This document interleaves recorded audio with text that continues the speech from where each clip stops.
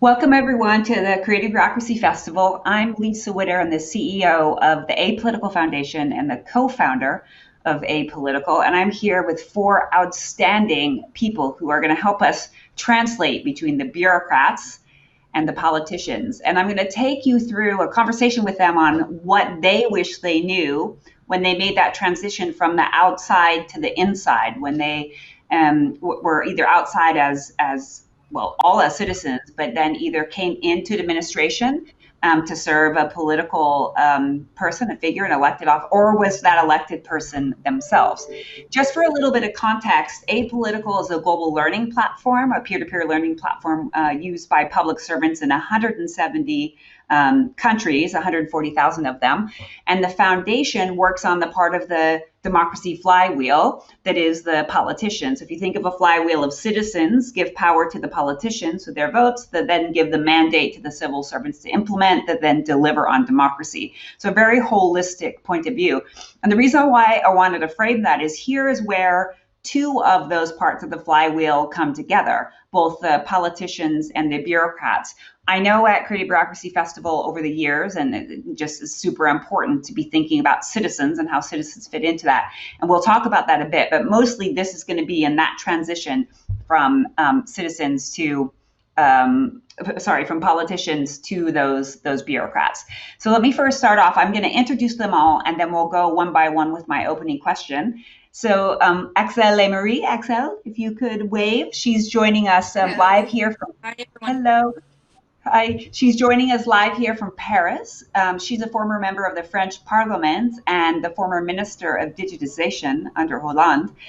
We met because we sat on an Agile Governance Council for the World Economic Forum and talked a lot about the role of agility and how to bring more agility and just new ways of doing things to respond to the digital world. She's smart, Canadian French, and really brings a kind of a new and innovative perspective to how to do this work. She's now outside in the private sector, which she'll tell you about, but is a real leader and an instigator in democracy. Cecilia Vaca-Jones, also known as Ceci. If you could give us a wave, Ceci. Hello. Hola. Hello, hola, hola. From Hola. She's todos. joining us from Italy. She's the executive director of the Bernard Van Leer Foundation. She'll tell you more about what that is, but a long time kind of partner in the work that I've been doing around policy and politics. And she's the former minister for the coordination of social development. So this cool role of a coordinating minister, which we're seeing happen more and more in government in Ecuador. Then we have the only guy, but really warmly welcome, Nick Cleland. He's a former South African politician himself. He's an author, so I hope, Nick, when we get to you, you'll plug your book because it's a really good one to read. And currently the political advisor to the Western Cape Premier in South Africa. So warm welcome, Nick. You give us a wave. There you go. And then last but definitely not least, Soledad Nunes, who's the former Secretary for Housing and Habitat in Paraguay, and a co-founder of the Apolitical Academy in Paraguay. So one of the things we do at the foundation is we help build academies for young people to get engaged. It's kind of pre-party before they get into the political system. Both Excel and Ceci are formal advisors to the Apolitical Foundation and the Academy, and Nick is just by friendship and smarts an advisor as well. So warm welcome, everyone. So I'm going to get us right into this. One of the things I like to do is personalize this work a bit. People think about bureaucrats as like gray blobs or politicians as something. So I want to sort of personalize you all because you're real people, you're citizens who got involved in this sector because you care a lot. So Excel, I'll start with you.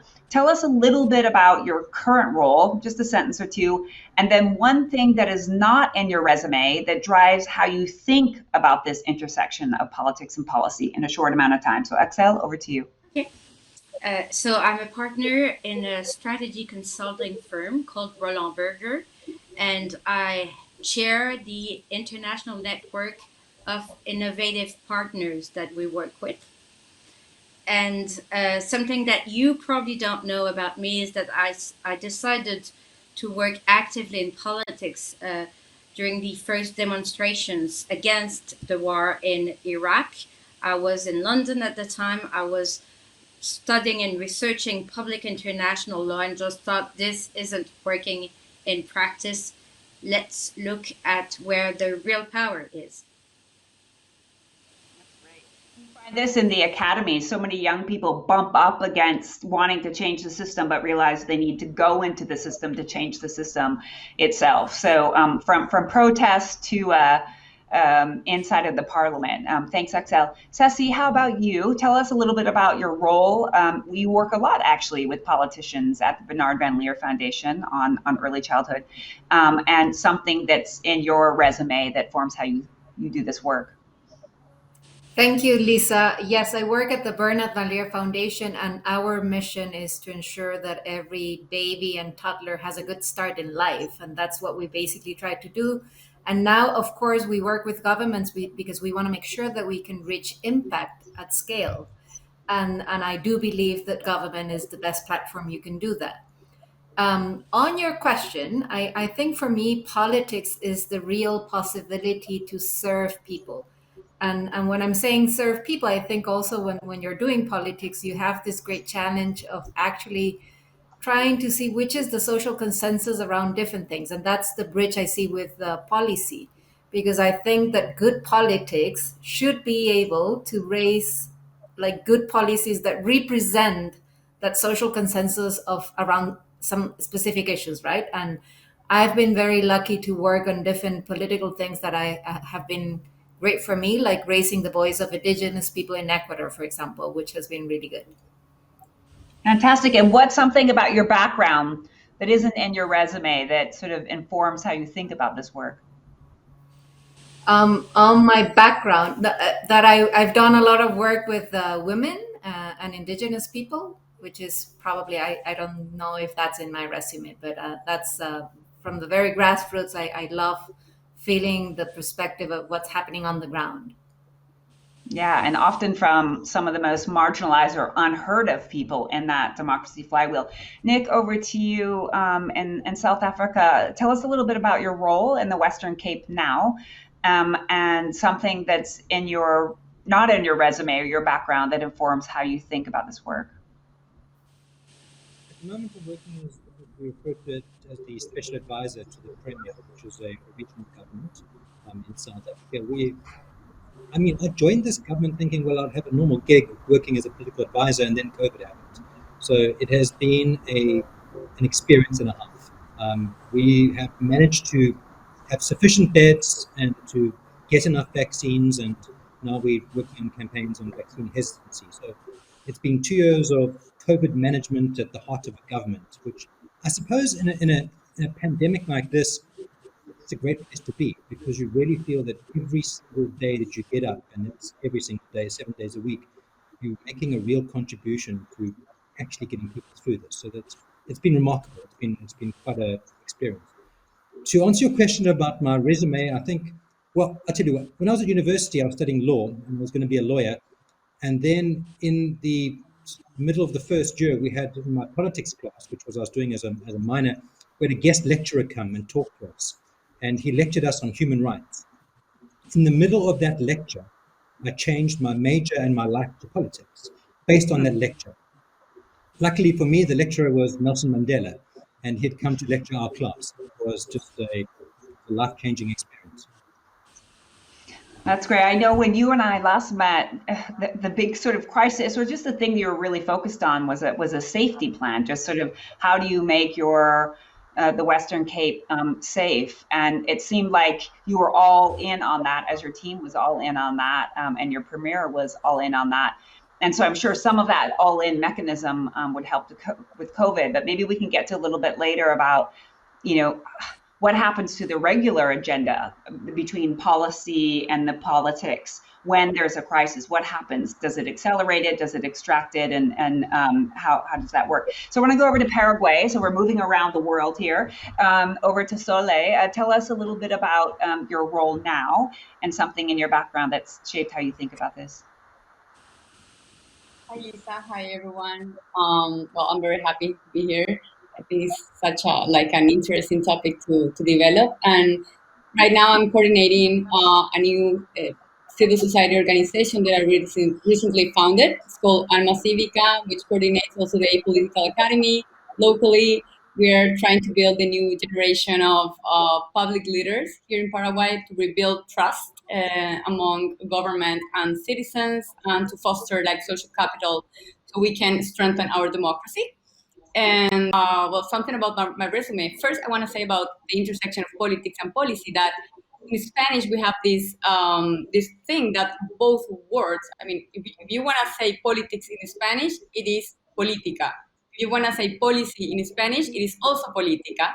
So sometimes we have a kind of yeah, like a problem to understand the difference. And I totally agree with Cecilia that politics and policy have to come together if we speak about improving quality of life in our societies, which is like the core objective of doing politics and also designing like efficient and right public policies in our countries. So something about my resume, maybe sharing with you that like my first job was I studied civil engineer.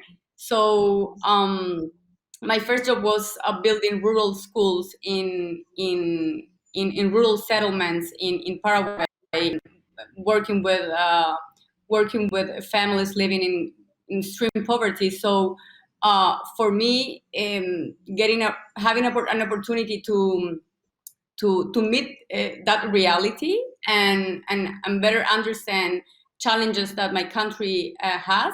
It was some kind of a way to better understand that I need to be involved with politics. So realizing about every single challenge was something that inspired me to work in the government as well. Yeah, from civil engineer to minister, that's a move. And I know something really important to the work at Alma is bringing in the voices of the rural people, which sounds like you had that experience in these infrastructure projects. So I want to do a quick check on optimism and pessimism around the state of democracy. I know that seems like a big question, but it's often where the politics and policy come together. So, Sassy, I'm going to start with you on a scale of 1 to 10. How optimistic are you that democracy can either survive and or improve with the current threats? And maybe give me a word that explains why you're in that space. I mean, you know me, and I'm definitely an optimist. So we have to make democracy work somehow. So I would give it a 7. Um, and I just think we're gonna have to be more resilient. And the main reason I say this is because I do see a very polarized world that I think it's just like threatening everything. But we'll find a way out. So I want to keep optimism, and we'll find a way out through good politics and policy. Great. Axel, you're in France with yellow vests all around. You see it day to day on your streets. How optimistic are you?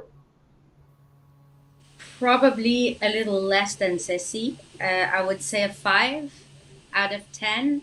The reason for that is because there's a temptation at the moment to consider authoritarian regimes as being more efficient than democracies, especially to face the challenges of the current health crisis.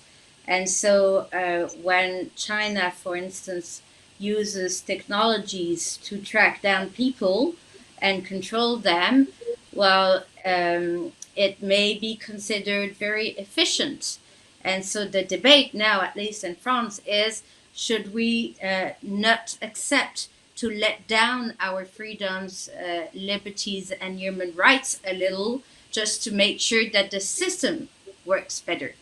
So, and I think the way to respond to that challenge and not follow the temptation of authoritarianism is to involve people more broadly and not only at election times, but during the whole decisional process. So, whenever having to decide on public policies and having to also implement and evaluate public policies, we need to find new ways to involve citizens so that they actually feel what democracy is about, that they understand that they have an active role to play.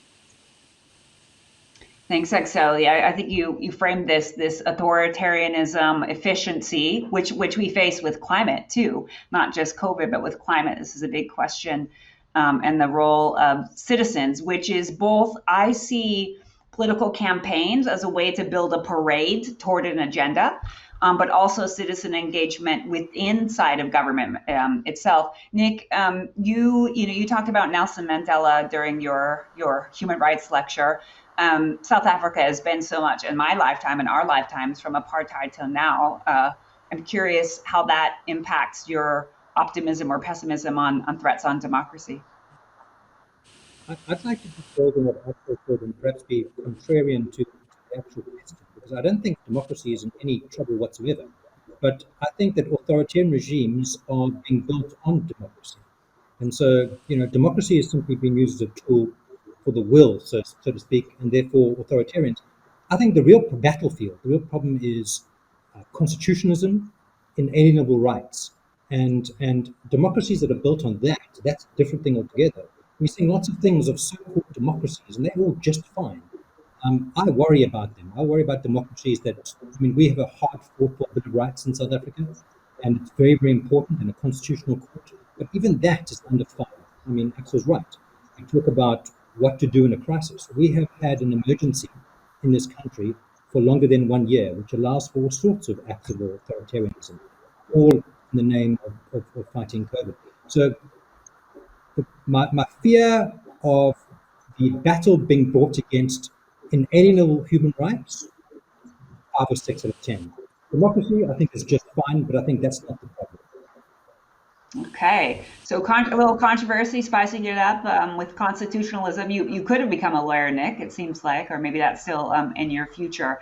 But democracy being used for, I don't know how many of you or our listeners out there have read the book How Democracy Dies, but they basically explain 2 methods.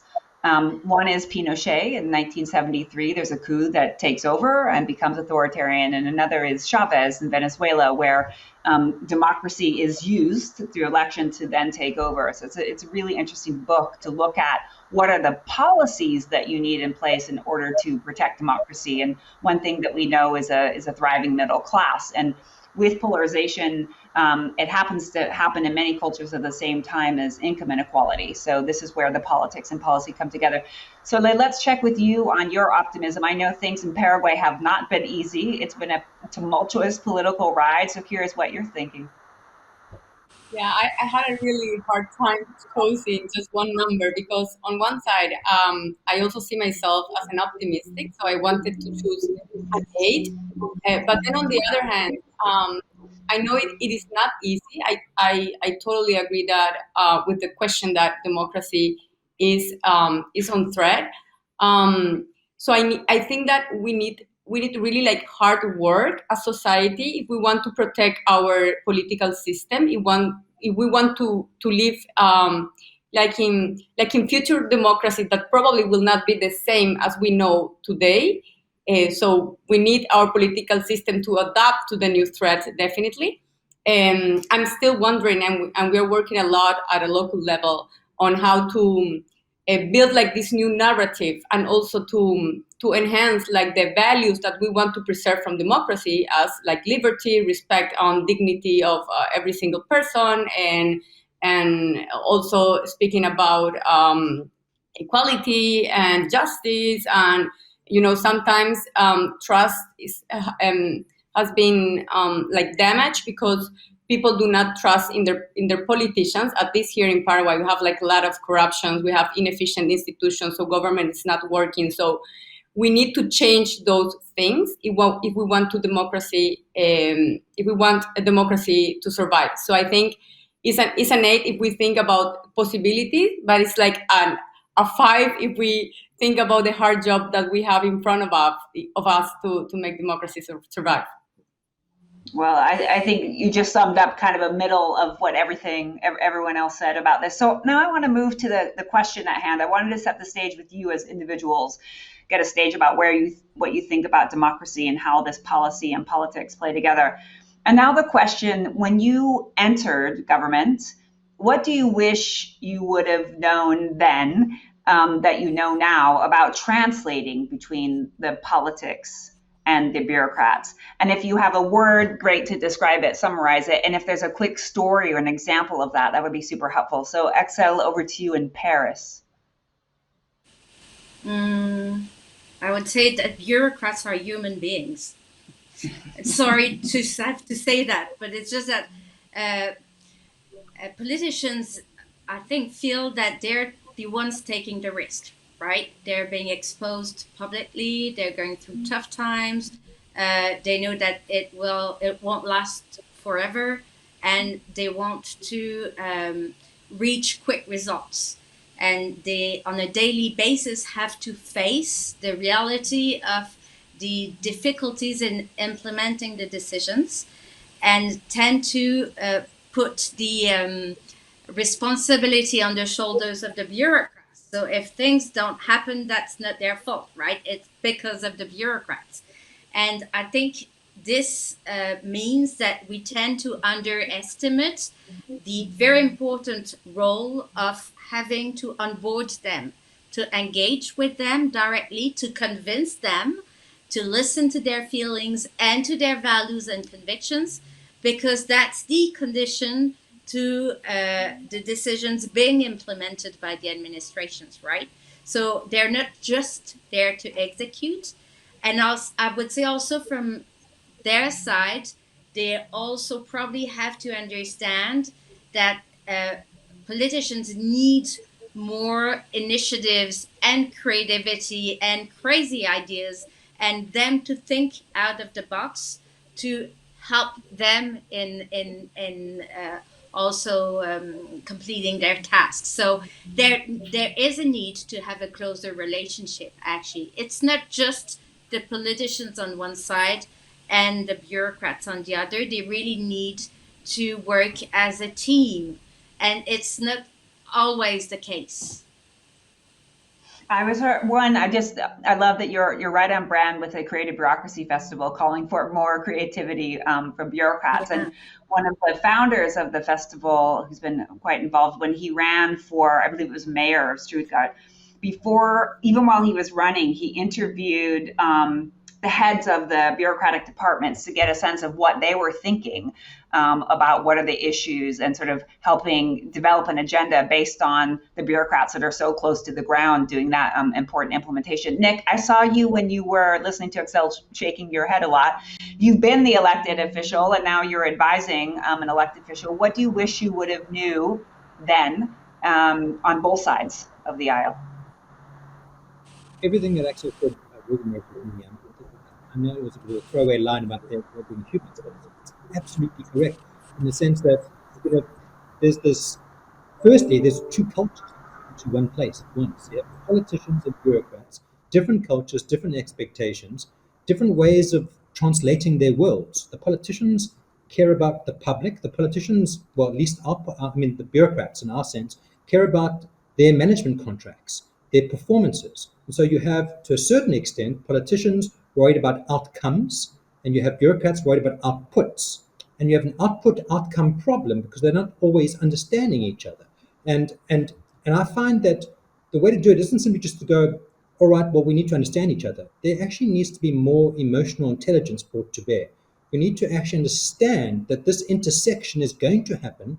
It's either going to crash headlong into each other, or we're actually going to have some kind of approach where you can actually bring people together to work together. That requires, frankly, from my perspective, and what we're trying to do in our government right now, is a shared culture, which means a values journey, a vision journey, building a culture of understanding, having open lines of communication. And one of the things that we found, particularly one of the great things coming out of COVID, is that when it's all hands on deck, everyone just gets together, understands each other, and starts moving across the transversal boundaries, starts applying ideas, starts offering themselves up, rather than building these barriers saying, how do I protect my turf?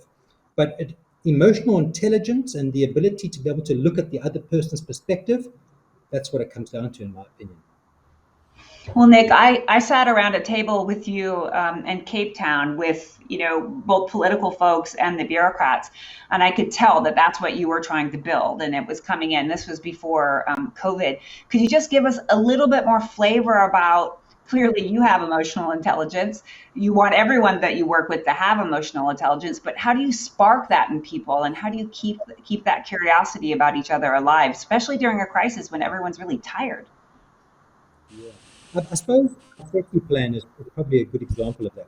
What we tried to do is we've got one of the worst crime rates in South Africa, which in turn is one of the worst in the world, and big hotspots, murder hotspots. And so we've tried to try a whole new paradigm. In other words, instead of just sending in lots of police officers and thinking that's going to solve it, huge violence prevention program, which is multifaceted, lots of connection to civil society, and then also data-led, evidence-based policing. And so it's a huge paradigm shift for everyone who does anything in safety. And I kind of presented this with colleagues to our government as part of, when we came into power, this is what we were going to do. And we thought, well, big fanfare, it's going to be fantastic. We've announced this new thing and it's just going to be delivered. And then the bureaucrats went, but where does this fit into my scheme of things, into my structure, into my outputs, into what I'm going to deliver? And they said, but where's the theory of change? Where's this document? Where's the strategy? And I was going, let's just do it. It's exciting. Let's go for it. Come on, we can do it. And I needed to actually, as the political advisor, understand that I had gone 3 steps too far. And it was a case of going, all right, we need to understand things from your paradigm. What you want is a safe process that can happen at rapid speed, but that is done in a way that allows you to feel that you are building a process that has a foundation and that will work in this institution. So, often the question goes, well, how must the bureaucrats change? What's about is actually maybe the political side has to go, hold on, how do we understand the bureaucrats better, the system better, so that we can all achieve results? Love it. Ceci, I want so much I could drill in on that. And what a great case study. And I know one of your colleagues is a graduate of the Apolitical Academy program and is so passionately, intrinsically driven by the work as a bureaucrat to deliver on that, and is highly emotionally intelligent. So great team member. Ceci, how about you? What do you wish you knew, and what if what Nick and Excel have said ring true, or did you have a totally different experience? You were a coordinating minister, so you had to work across ministries, which is a whole nother level of both complication and opportunity. Yeah, I think a lot of what has been said resonates a lot with my own experience, not only working as a minister, Lisa, but in many different positions before I was a minister. I think that the one thing I wish I would have known better was the how long it takes to get on board. Because I worked like in 7 different ministries, but I always remember that every time that I was in a managing position, it takes so long to actually to understand the operational model of the ministry, to understand how people relate to each other, that I think that understanding how the ecosystem works could be very helpful for any new politician running into office, in order also to create this empathy between bureaucrats and politicians. Because I think that the expectations that a politician has is, I need to do, if it's somebody who really wants to promote this change, you get into office like charged with energy that you want to make all of these changes, and then you're basically confronted to this system that has to deal with other urgencies, with other important issues that are not necessarily on top of your political agenda.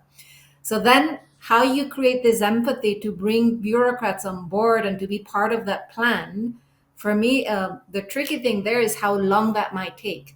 And you need to make sure that if that's the case, then you need to develop a complete different strategy. And I agree that it's valuable to understand the principles and the values of the culture of a specific area. But I also think it's super important that bureaucrats understand that you're trying to create a different culture, maybe when you're jumping into a new position. And that's fine, because cultures are dynamic. Cultures are constantly changing. So we should be part of that change. But we need to bring bureaucrats on board to be part of that change. So basically, what I'm saying there, I wish I would have known that it takes so long to actually get the ecosystem going, because you do lose a lot of time just getting a sense of how it will work. And I think there's a lot of things we could do in order to avoid and save some time there. Well, I want to say goodbye to Excel since we are live Excel. I know that you need to jump to something, but I really want to thank you very much. I know this is a lifelong commitment to you. I have a feeling there might be another round of government and politics in you in the future. We will be watching. So thanks for joining us, Excel. See you later. Thank you to you. Good luck. Super.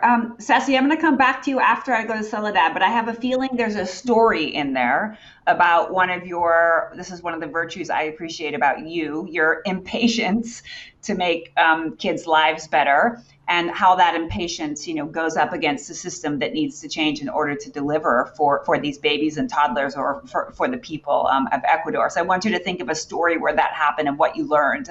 You're such a great storyteller. Soledad, how about you? You went from being a civil engineer, right? Which is a totally different training than maybe someone who has a master's in public policy or a master's in public administration. You went from there, you were tapped to go in and run this agency. What do you wish you knew, and vice versa? Yeah, first I want to share our currently situation here in Paraguay regarding the challenge of building an independent public service force or bureaucracy, because and we are still struggling on that. If we see our institutions in Paraguay, and they are very politicized, and our public service law is pretty new, so we are still trying to change the culture inside our public institutions. So first of all, I will say that I wish I knew that everything was, like just like that it was all mixed up. That I was going to find like some bureaucrats, but that were responding to some politicians and not to the minister. And on the other side, that I was going to find a lot of politicians that were very, very involved in trying to define the north of the housing policy here in Paraguay. And then on the other hand, something that was kind of difficult maybe for me was like dealing with the media. Like when you become like a public figure because you're running a ministry in your country. Somehow you have like every single eye of the media on you and on everything you are deciding. And then sometimes like politicians are more driven by what is said in the front lights of the newspaper or in Twitter, or like things are being talked among citizens. But then you have to decide about public policies that sometimes are not popular, can I say?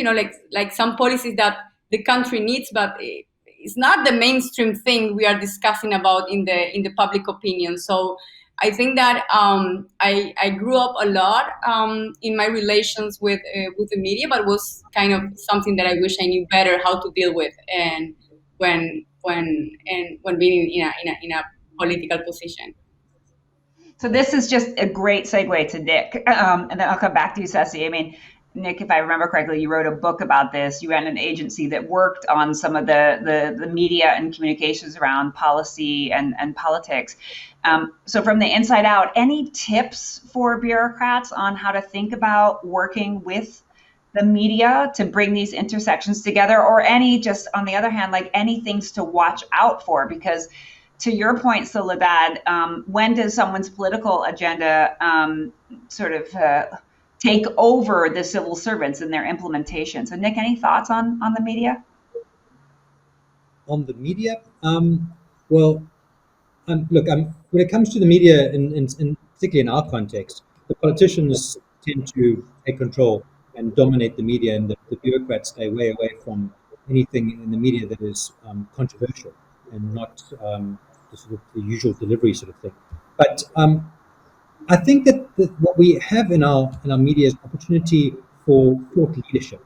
And what I'd really like to see, frankly, in the media is a lot more bureaucrats who are experts, who are passionate, who know things in the delivery, not just simply the political perspective of the delivery, to actually play a role in societal thought leadership. And I know that sometimes there are constraints. Being a bureaucrat, you can't say certain things, but I think where there is an opportunity for thought leadership, I think it will only make things better in society, where you have people who actually know what they're talking about, who've actually delivered, giving opinions. Because all too often, they're the people who sit in meetings who are then basically having to deal with the politician perspective and then have to mitigate their perspective every single time. And I'd really like their voices to be heard. Yeah, I would say on our platform on Apolitical, effective communications is the number one class or skill that we hear from bureaucrats, from civil servants. And all of our content is written by civil servants. So it's a way that they're sharing with one another. But as Soledad, you talked about trust in government being low in many places. I do think there's a role to just for bureaucrats to talk about like when things are really delivered well, away from the political agenda.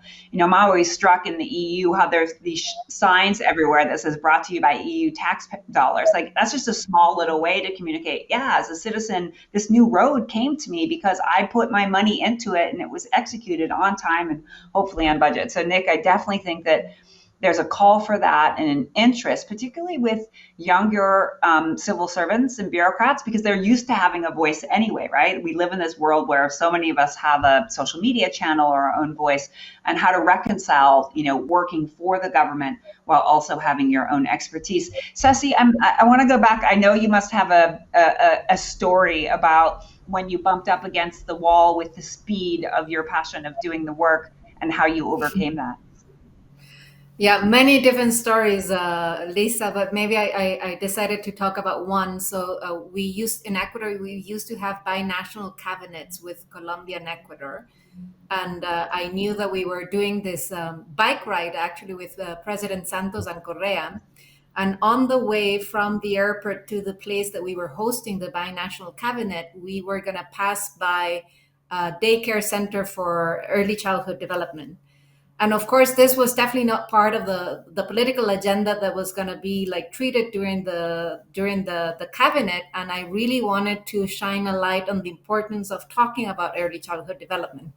So I decided to join the bike ride. And basically, when we were passing by the daycare center, I told President Santos, "Oh, this is one of our services attending early childhood development. I know this is a priority for your government, so maybe we should visit the center." And it was actually, it was completely out of the script of the presidential agenda. So you can imagine how many people were about to kill me. But we basically stopped. So I got like the two presidents to visit the service. We had a great talk about early childhood development policy. And since then, it became like quite an important topic that presidents would talk about during the binational cabinets. And I do mention this example, Lisa, because this is an example where probably a lot of bureaucrats were very supportive of this policy. And even me as a coordinating ministry, I was completely convinced that investing in early childhood development is the best investment we can do. But we still needed to raise this to a presidential political agenda between the two countries because it was not yet there. There were many commercial issues, security issues, health issues, but early childhood development was definitely not there. So what I want to say that sometimes you need to dare to do something completely out of the script, completely outrageous, and just risk if you truly believe on that. And sometimes it works. Well, Ceci, one thing that's not in your background that really drives a lot of what you do is you're a biker and a mountain climber. That's what you share with Nick. I'm just curious, Nick, you're a biker too. Have you ever taken your premiere to somewhere? Have you used biking or have you done something like that in your work? We actually happen to ride a lot. Every week, actually, we probably get more sort of work done on the bike than we do off the bike. And before COVID, we did a full inspection. We rode across the entire province from coast to coast to check out our education systems and health things. So we use the bike a lot, and we're running programs to try and get as many kids as possible onto bicycles to give them the ability to connect and to give people mobility. So yeah, I'm 100% in favor, 110%. That's great. Soledad, are you biking in Paraguay? Yes, definitely. I was thinking that is something we have in common. So yeah, I do a lot of biking. We do not have mountains in Paraguay. We are very flat, but we love to go every single weekend with my husband biking like 100 kilometers and just going around. Yeah. With Bruno, who's a social entrepreneur and a big proponent of the work of strengthening democracy in Paraguay. Please give him my best. So we're going to do a speed round in 9 minutes and 41 seconds. So, sort of through your storytelling and your talking about what you wish you knew, came some tips and advice. But I want to be even more pointed on it. We'll do a quick speed round. If you have one piece of advice for the bureaucrats listening right now about how to better work with politicians, we've talked about empathy. Maybe it's they need to get fit and get on their bicycle. I'm not sure, but what would that piece of advice be? Nick, I'll start with you. One piece of advice they should really think about. I think it's tradition amongst bureaucrats, particularly in South Africa, is that we will outlive and outlast the politicians. They will come, they will go, and we will stay. And I think that it's the wrong approach. I think, to see yourself as the survivor and them as the kind of limited lifespan species is not the right paradigm to get things done to be together. Yeah. Okay. So don't see yourself as they will come and go, and you will stay. Fantastic. This is a whole mind frame shift. Ceci, how about you? Your one piece of advice to the creative bureaucrats listening to us right now?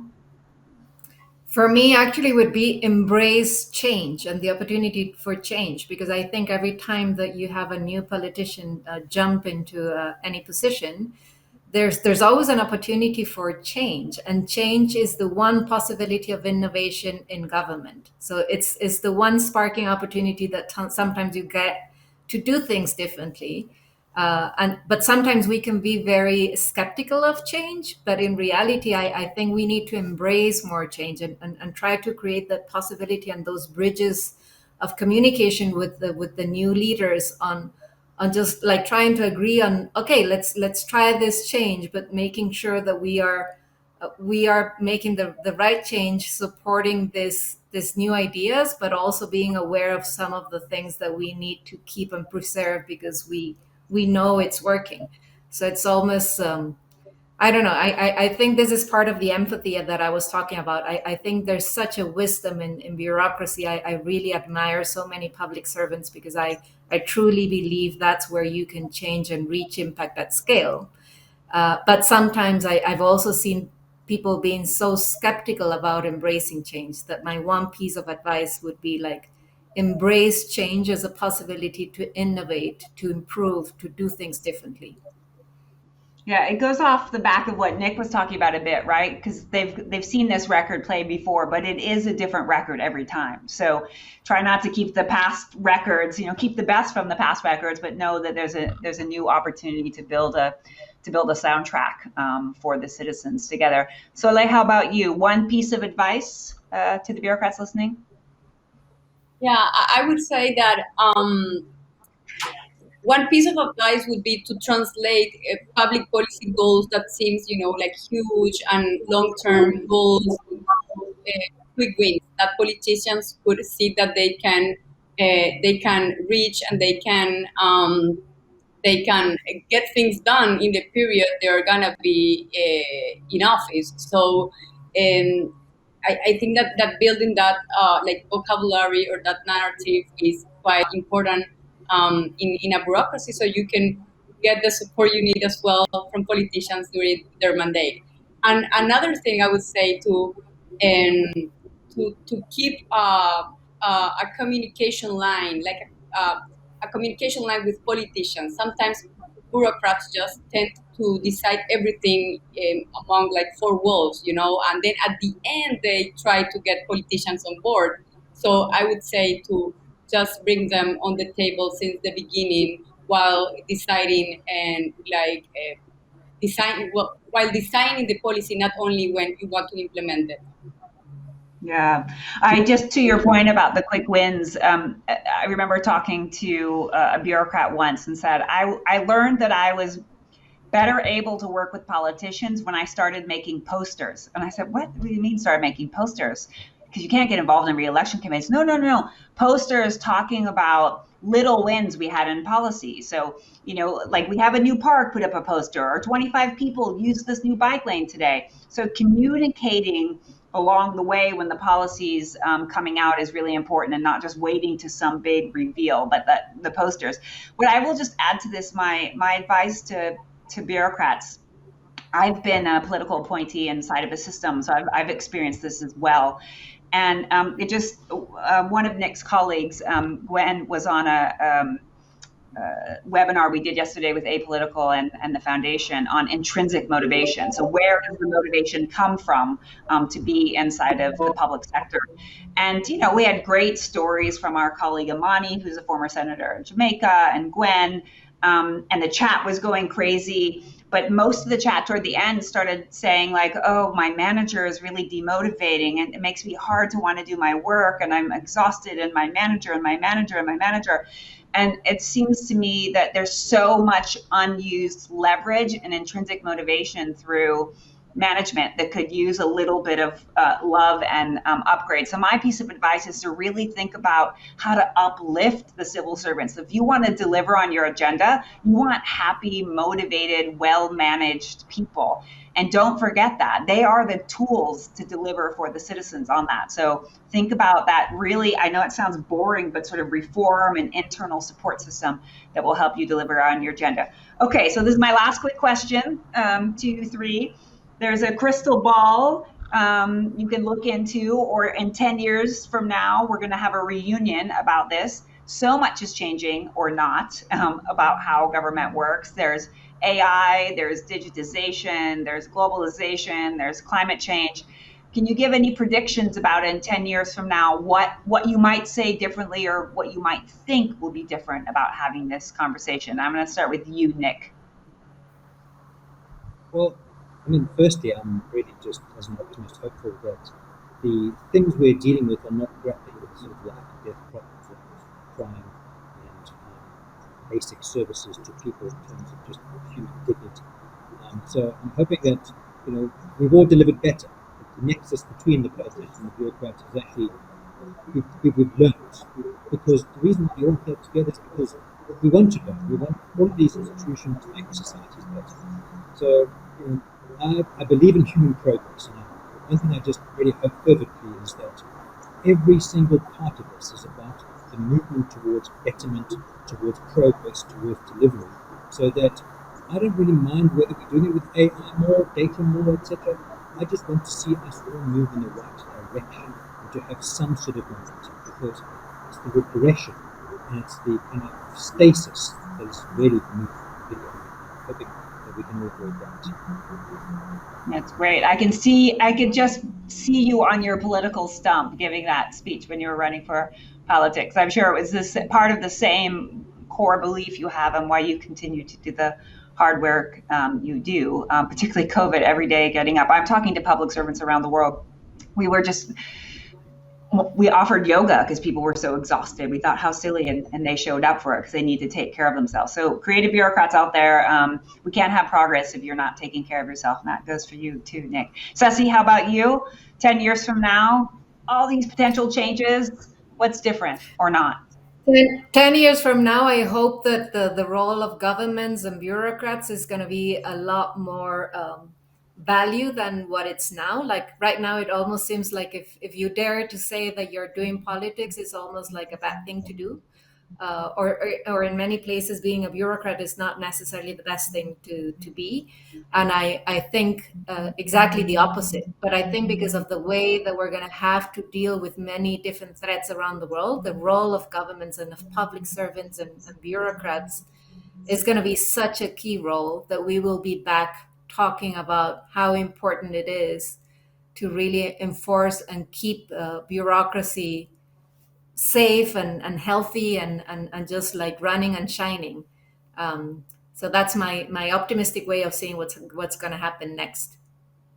Yeah, it's going to be fun. It's going to be cool. It's going to be the thing to do, right? So, like, how about you, Exactly. 10 years from Everybody's now? going to roll up into like becoming a public servant. There's going to be a lot more opportunities to run this also like a more dynamic way of becoming a public servant. So we'll see. Sole. Yeah, as an optimistic, I also believe that in 10 years from now, we have some bureaucrats working better together. Technology, the challenges ahead will bring both arenas together. So I hope this is going to happen 10 years ahead from now. Well, I want to thank everyone who's been with us, Nick, Ceci, Soledad, and Axel, for a important conversation that isn't often, the bridge isn't often made as much. And I know our work at Apolitical Academy, which is really working on those next generation of people who think it's cool to go into government and politics, as well as our work at Apolitical to really help equip government for the 21st century. This is what we're obsessed about. And I know each of you are obsessed about making government work best for the people. So thanks everyone for your contribution, and take care. Bye-bye. Bye.